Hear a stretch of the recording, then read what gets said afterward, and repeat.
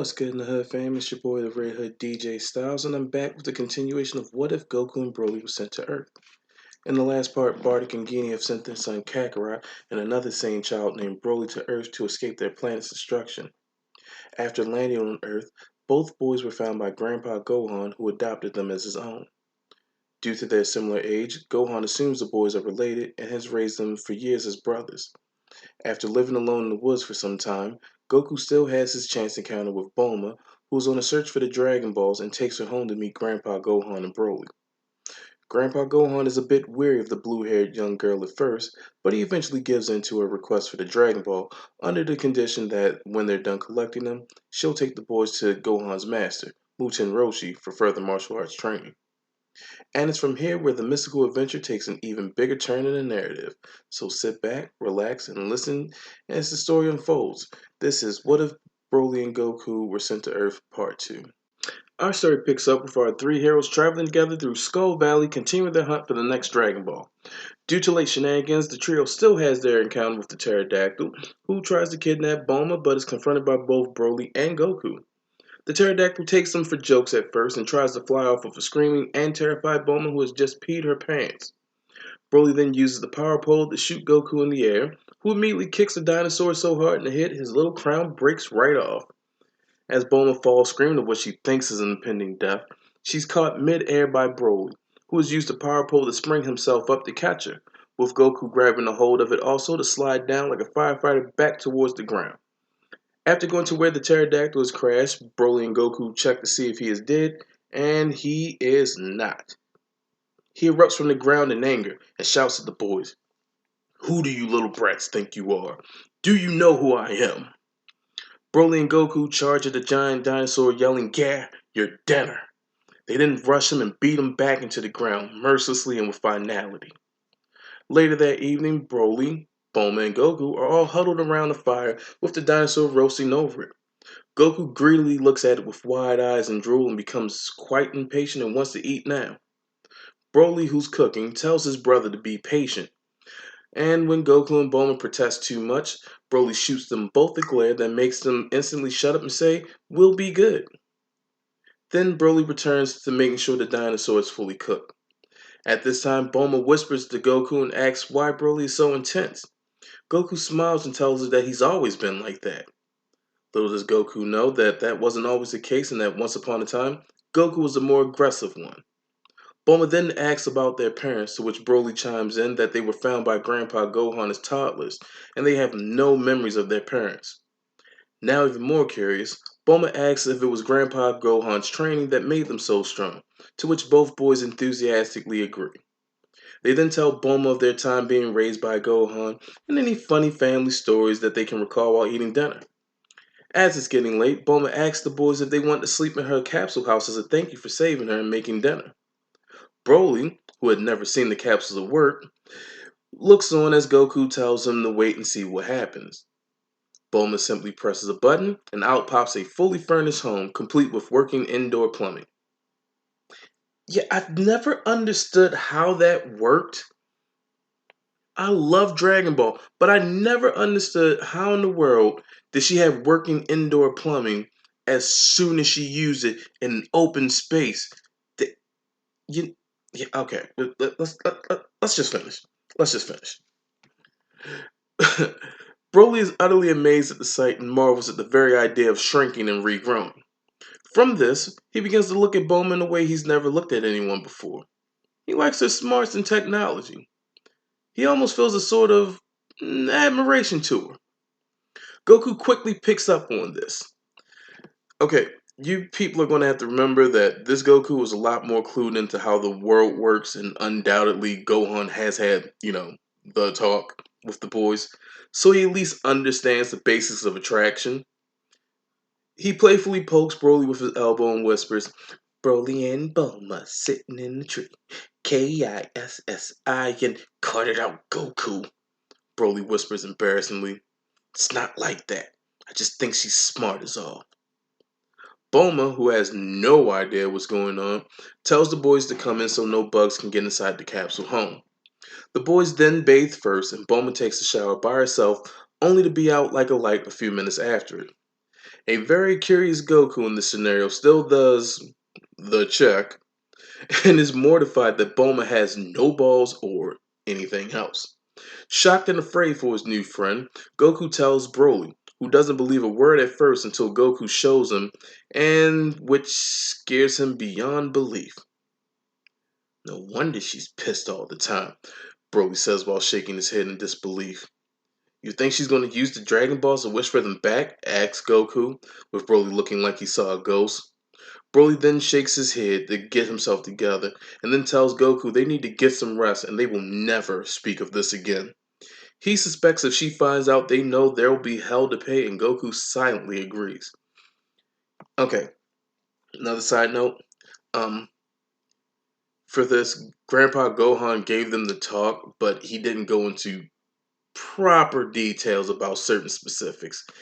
He simply thought the boys were too young to know all that at the time. But little do our heroes know, someone has been watching them, silently, almost the entire way up, if you would believe that. And if you guess who it is, you would be right. It's Mai and Shu from the Pilaf gang. They've now entered the picture and have big plans for the group. Mai contacts Pilaf and confirms 3 Dragon Balls in the possession of Bulma and her crew. Pilaf excitedly tells them to tail them and strike only after they gather the rest of them. Oh yes, I will have my wish. I will be ruler of the world. I know my impressions are pretty shitty, but bear with me, I'm working on it. If you think that's bad, you should hear my Vegeta. The next morning, Bulma awakes to the sound of fighting, and then she runs outside to see Goku and Broly sparring. Or at least what they consider sparring. Broly is going at Goku, who is barely able to fully block, and lands a hard punch that knocks Goku away. Horrified, Bulma starts to yell at them to stop until Goku blitzes Broly and uses his superior speed to land several hits on Broly, knocking him back himself. The speed and strength they display cause Bulma to be in sort of a trance. She's never in her life seen anything like what she's witnessing. But she finally snaps out of it and yells, "What the hell do you think you're doing?" Goku and Broly stop, confused, and they stare at Bulma, who was ranting on and on and on about how they're brothers and they shouldn't be fighting. Goku does his patented chuckle and tells her that they weren't really fighting, it's their exercise regimen. Broly adds that their grandpa had made them practice before dawn for so long that it's automatic for them to do it. This calms Bulma down somewhat, but she still thinks they were doing too much. This leads to Broly to ask her, "Too much? You do realize that we were just light sparring, right?" Bulma is beyond perplexed right now. Light sparring? Yep, Goku cheerfully responds. Why would I seriously fight my brother? That's crazy. Who does that? Ooh, Goku, give it about, I don't know, 12, 13 years? You'll see why. From here, they have breakfast, and Goku still happens to have his encounter with the bear thief trying to eat Turtle. After promptly taking him out, Turtle, to show his gratitude, introduces them to the man that they were looking for. What a coincidence, right? Muten Roshi, Gohan's master.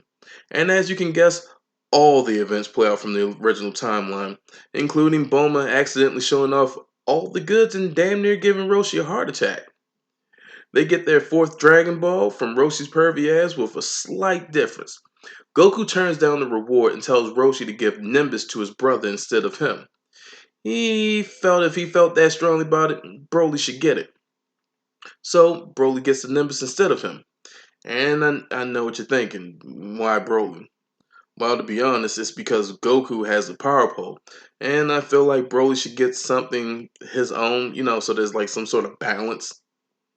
Afterwards, they come across Aru Village and they find out that it's terrorized by a shape-shifting monster who has been stealing their daughters. ODDB fans, y'all already know where this is headed. The squad agrees to help Grandma Paozu on the condition of the 6-star ball being the compensation. But in this scenario, it's Broly and not Goku who gets dressed up as Pokewampa. Or Pachawampa? I gotta look at Dragon Ball again to learn how that name is pronounced. Anyways, he gets dressed up as Pokemon to have his encounter with Oolong, only for Bulma to get kidnapped. Again.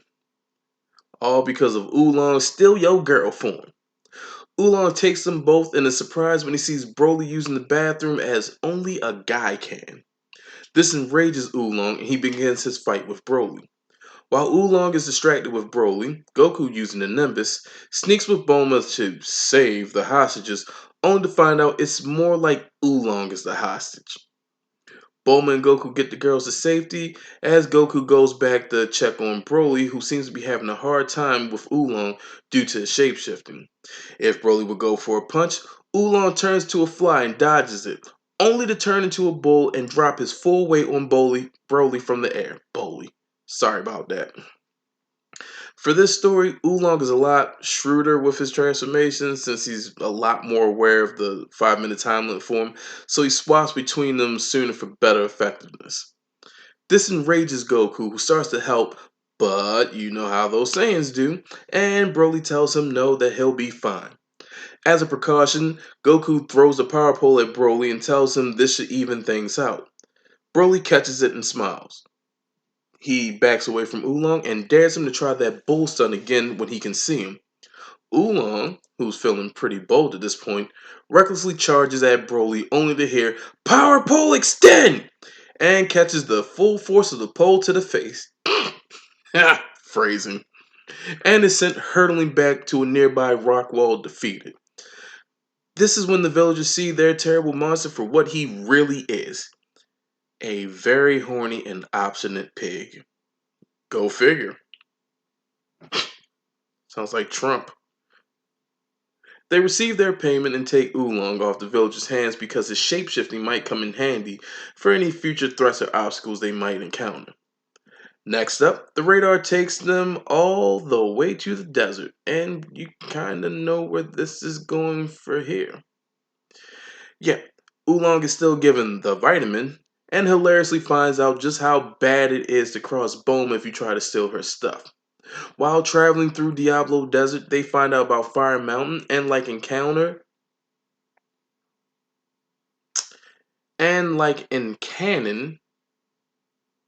they have their chance encounter with Poir and Yamcha, who is in this what if slightly stronger than his canon counterpart. If you remember in the original story, Yamcha was already somewhat stronger than Goku. So in this, he's getting a slight boost to make him even more of a threat because, you know, Broly's there. And even if he and Goku do suffer from the same weakness, he's still considerably stronger. After deducing that these two are the legendary Master Gohan's grandkids, he tells them he'll take it easy on them if they give up the Dragon Balls and anything else they have. The squad refuses to do so, as Poir notices Oolong and tells Yamcha of his time in school with his former bully. This causes Yamcha to tell Poir to do with him as he sees fit, and he'll take on Gohan's pupils. As Poir and Oolong begin their battle, Yamcha takes on the duo and fiercely beats them down with his superior martial arts skills and a couple of well-placed Wolf-Fang fists. Ha! This is what happens when you challenge the Desert Bandit. Now stay down! Oh god, that Yamcha was terrible. Goku and Broly defiantly stand up to continue facing Yamcha, but this is mostly a bluff as they are both hungry and weak. They continue to battle with Yamcha, who surprisingly can fend off the duo in their weakened states. Goku's and even Broly's attacks aren't doing much against their stronger and more experienced opponent, but no matter how many times he knocks them down, they stand up again, ready for more. Angered by this, Yamcha goes in for the final blows, but is then stopped in his tracks by an awakening Bulma who causes him to freeze, dumbfounded. Like a bitch. Noticing her beauty, he stutters and stammers and completely loses the will to fight. Turning red and becoming extremely awkward, he runs off yelling, "This isn't the last you'll see of me!" Effectively leaving Broly and Goku confused as to what just happened. Bulma, after getting herself together, asks who was the hot guy that ran off. Broly slaps his forehead in disbelief. All of that. All of that, and all you noticed was how good looking he was? Really? Bulma is a little surprised at the sudden outburst. But then she wants Broly on the head in anger, saying he's a kid and doesn't understand women. Broly then looks at her like she's crazy and yells right back that he would rather not if they're all as dumb as she is. He then tells her that her cluelessness surpasses Goku's, who chuckles at the whole ordeal. While they go back and forth, Goku looks at the sky and wonders where the next Dragon Ball is and what new adventures await them. And for right now, this is where I'll leave it.